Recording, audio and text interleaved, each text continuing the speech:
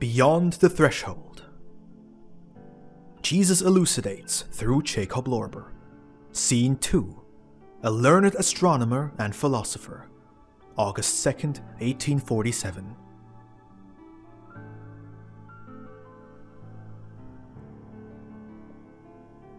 Let us go to the sickbed of a scholar, for the preservation of whose life, as you like to say, there is no longer any herb growing that would be of use. Here we behold this second famous man and see how he spends the last hours of this life, how he awakens in the beyond, and what direction his love will point him towards.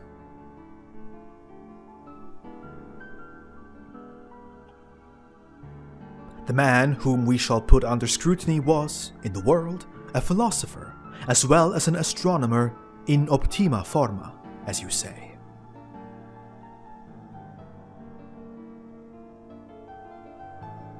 In his great zeal to investigate the stars, this man has reached an age of 70-odd years. On a very cold winter's night, while watching the stars, he caught a cold and was found almost frozen stiff at his telescope. Taken to his warm lodgings by his friends, he was provided with the best possible medical care, so that, after a few hours, he had rallied sufficient strength to make known to his friends his so-called last will and testament, which was as follows. In the name of the inscrutable divinity, not knowing how long the inscrutable fate will allow a man to hang on to this miserable life, and not knowing what will replace it, this is my will. First of all, I want you, my dear friends, if I should die, to preserve my body through embalmment, and take it in a well-made copper coffin to a vault containing several of my most esteemed colleagues, who, as it were, are waiting for me. But the entrails, which are first to decay, preserve in alcohol in a special urn and display them in my museum in a conspicuous spot. In this way I will live on, at least in the memory of the people, for there is no hope of survival after physical death anyway. As for my property, you, my friends, know anyway that in this world, a scholar rarely ever has more than is absolutely necessary for his daily spiritual and physical sustenance. And so it is now with me, as it has always been. I have never had any money, and can therefore leave none. Soon after my demise, sell what I have to leave, so that you can do with the money what I first asked you to do.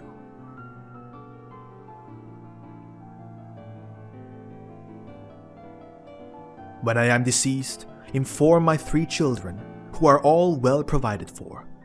The eldest son, my favorite child, who follows in my footsteps, shall inherit my books and writings in their entirety, and, as soon as feasible, arrange for the publication of my unedited writings. This is my last will concerning this beautiful stellar world, which henceforth I shall no longer behold and consider. Oh, what a miserable being man is, full of noble ideas, full of hopes for a beyond while he is still treading the earth as a healthy man. But before the open grave, all that evaporates, like the dreams and imaginings of a child, and their place is taken by the sad reality, namely death, as the last moment of our existence, and with it, annihilation, which knows no limits. Oh, friends, it is a heavy, terrible thought to pass from existence to non-existence, for the one who, like I, now stands before the open grave. My innermost is calling out to me, "You die! You are dying! Only a few minutes, and the black night of eternal, limitless annihilation will seize your entire being." Oh friends, this call is horrifying for the one standing on the brink of the grave, looking with one eye at the dear, beautiful stars, and with the other at the eternal, dead night, where no idea enlivens the decaying ashes, no consciousness, no memory. Where will this dust have been blown to in 1,000 years? Which gale will unravel it from its grave? Which wave of the ocean, or which other new grave, will swallow it?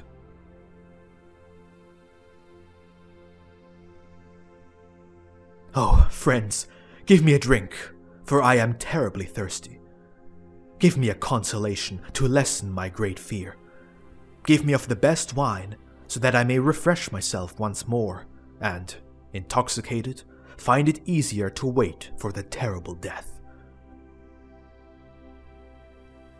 Oh, you horrible death! You greatest disgrace for the majestic human spirit, which has created such glorious things and made discoveries to its greatest honor. This spirit must now die. The greatest disgrace is its reward. Death, eternal annihilation. O Fatum, O divinity, having created eternal stars, why not create an immortal human being? O folly, how great you must be in the divinity to take pleasure in creating what is most noble, only to destroy it again forever, or to form ignominious worms or infusorians out of human beings. Must I die? Why must I die? What did I do? What did millions do to deserve death? Truly, a better creation could have been established in a madhouse than this mortal one by a supposedly wise divinity. At this point, the surrounding friends and doctors admonish our astronomer to calm down, if he wishes to recover. For it was nowhere written that he had to die because of this certainly very severe cold. On the other hand, such mighty emotional unrest could, in all earnest, cost him his life.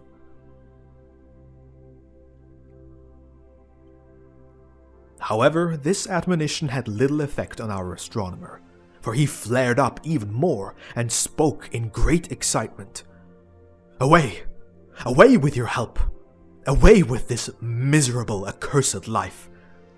If man cannot live forever, life is the greatest and most disgraceful deception, and death and non-existence only the truth. The wise man must be embarrassed about such a sham life lasting from today till tomorrow. Therefore, I will no longer live. This most miserable life now disgusts me 1,000 times more than the most miserable death. Therefore, give me poison, give me the strongest poison, so that I may rid myself of this sham life as soon as possible.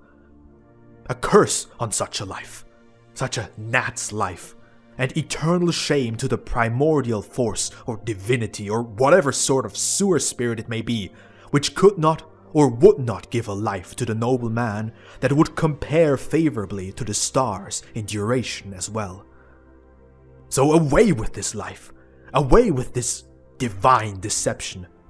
If it cannot give a better life to man, why should man care for it? Let it keep such a life. Goodbye, my dear friends. I am dying. I want to die. Yes, I must die. For as a most noble human spirit, I could now no longer bear the shame of this sham life. Here, the doctors again admonish our astronomer to calm down, but he falls silent, not saying another word. The doctors give him musk, but he flings it away. They entreat him to take medicine, but he talks less and less and begins to gasp for air. He is given massage in an attempt to arouse him from his lethargy, but in vain. After some time, the death rattle subsides, but it is replaced by a severe delirium, as it appears to the world, in which the astronomer says the following words with a hollow, shrieking voice. Where are you, which I have loved so much, you beautiful stars?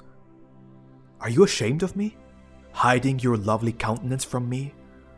Oh, do not be ashamed of me, for the same fate which has now come upon me is in store for you. You will die as I have now died. But for this, do not be angry with the weak creator, as I was angry with him. You see, he surely had the best intention, but too little wisdom and power. Wherefore all his works are so feeble and perishable. He would certainly have done better if he had never created anything, thereby making only a fool of himself before us, his wise created beings. For an imperfect work cannot be traced back to a perfect master. Therefore, no more recriminations for the poor fellow of a creator, who will, in the end, have to sustain himself beyond the limitless transience of all his works. Oh, you poor creator! Only now can I see that you are surely a thoroughly good being, and would have the greatest joy if your creation had been a greater success. But ultra posse nemo tenetur. Nobody can go beyond his capabilities. A scoundrel who tries to do more than he can. You, however, did not go beyond your capabilities, and so you are no scoundrel. Oh, you good man Jesus, who has given to the world the wisest moral teaching, together with many a pseudo-miracle. You too relied too heavily on your presumed godfather, who then forsook you, owing to his evident weakness, exactly when it would have been time to support you with omnipotence, scattering your enemies like chaff. When you were hanging on the pillory, it was surely too late to exclaim, my God, why hast thou forsaken me? For you see, your God has had to forsake you long ago, because he lost the power to support you, as well as now me. He did what he could, and would have liked to do more, but, you see, also here, the ultra posse nemo tenetur still holds true. Oh, but this is ridiculous. Now I have died, but I'm still alive, like a deceived donkey.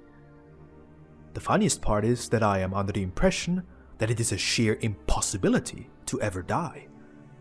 But where did the earth go? And where are my good friends? I hear and see nothing except myself, alone. At the same time, I am fully conscious, my memory clearly reaching far back beyond my mother's womb. It is truly strange. Is the divinity trying to show me that it can achieve more than I have expected of it lately? Or is my body still alive at the last moment before its annihilation? My present life resembling the afterglow of those suns which became extinct trillions of years ago, and live on only in the emanation of the light through the infinity of space?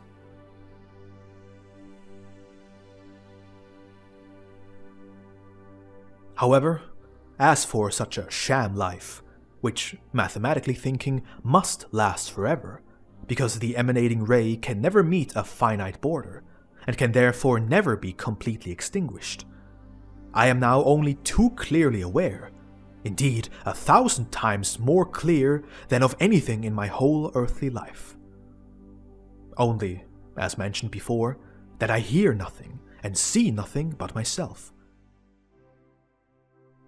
Oh, quiet now. It seems to me as if I heard a low murmur, a whisper. Also, a light, very sweet sleep is trying to overwhelm me. Yet it is no sleep. No, it is only, like, waking from sleep. But now, quiet! I hear voices from afar. Voices I know. Well-known voices. Quiet! They are coming closer. Here our astronomer fell completely silent, not even moving his lips. From this, the friends and doctors surrounding him concluded that this meant his end was near. Half the speech rendered here was heard by those present more like a gasping shrieking than an articulated expression of a presumed inner fantasy of the dying organism. The doctors went to great lengths to revive him, but in vain, and allowed the astronomer, who, they thought, had sunk into the most profound lethargy, to rest, waiting to let nature take its course. However, they waited in vain, for nature brought forth nothing but the soon occurring true death.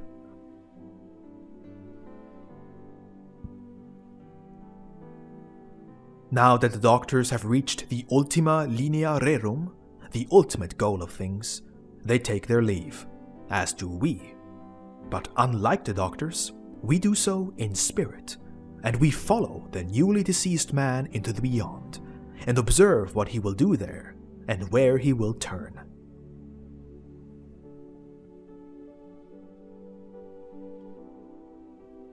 Behold, he is still, just as in the world, on his bed, and apart from the 3 angels previously mentioned, no one else is present.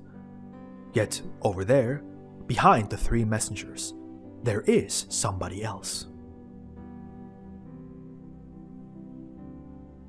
Listen, he is still talking, saying, "You see, now I hear nothing again.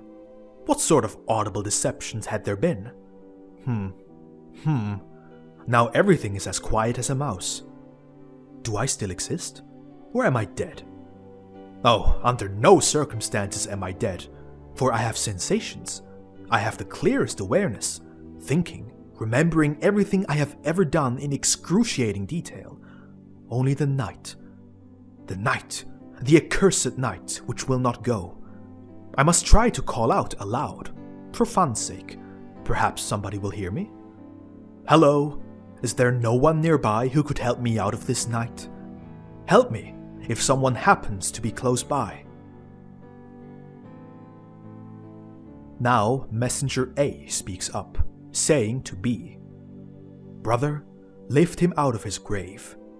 And Messenger B bends over the astronomer and speaks, "Let there be what the Lord of all life and existence wants in all eternity. Rise from your earthly grave, you earthly brother." You see, in an instant the astronomer rises, and his body falls back like a dissolving mist. But the astronomer calls out, "Brother, since you have pulled me out of the grave, pull me also out of my night." And the messenger C speaks, "Thus it is from eternity the Lord's will, that all his created beings, and particularly his children, shall have light, and walk in clear vision in the light. So, open your immortal eyes, and look and see what pleases you. So be it." Now, for the first time in the spiritual world, the astronomer opens his eyes and sees his surroundings clearly. And he is very happy to see, according to his idea, people again, and the ground on which he stands. But now he asks, "Dear friends, where are you? And where am I?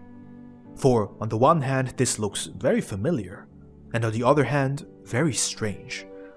Besides, I feel so light and unusually healthy, and do not quite understand how I got here, and how the power of your words made me seeing, for I was blind as a stone in earnest."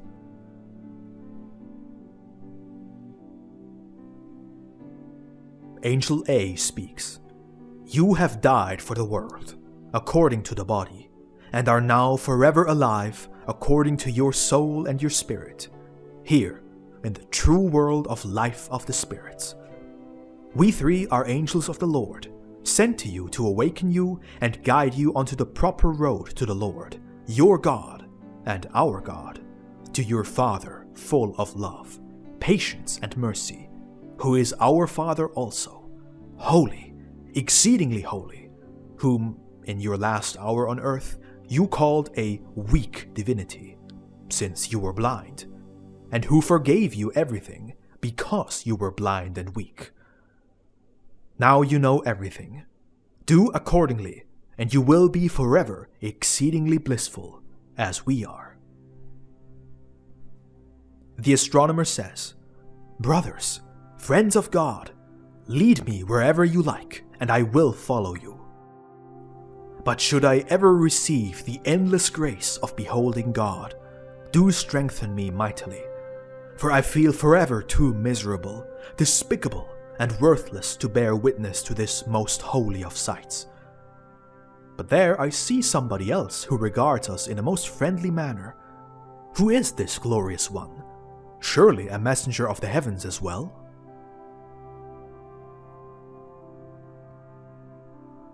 Angel A says, "Yes, certainly a messenger of all the heavens. Go to him.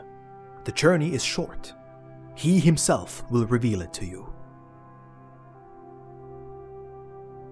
The astronomer goes, and the certain somebody goes to meet him and says, "Brother, do you not know me?"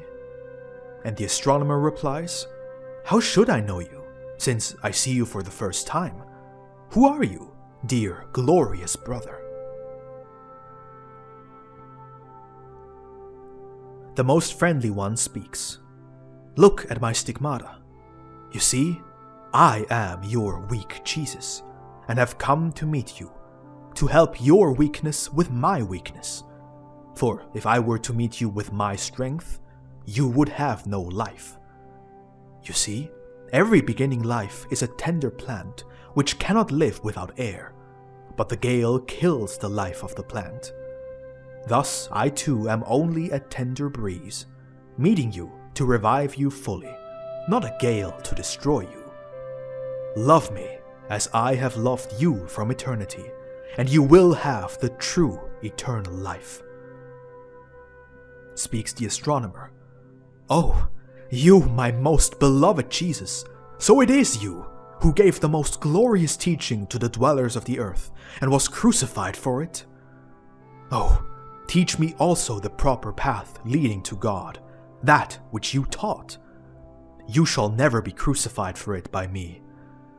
However, if possible, allow me to also contemplate in full clarity your great creation, which has been my main concern all my life." Speaks Jesus. "Your journey to God will not be far if you will begin it at once. If, however, you wish to first travel among your stars, then the road will be long indeed. Now, choose what you prefer." Speaks the astronomer. "My most beloved Jesus, you see, I am far from ready for God. So, if you can, help me to mature among the stars." Speaks the Lord. "It will be done to you according to your love. Choose one from among these 3 angels who will guide you and show you, at the end of your journey, who your presumed Jesus is, whom you know as a man who was crucified."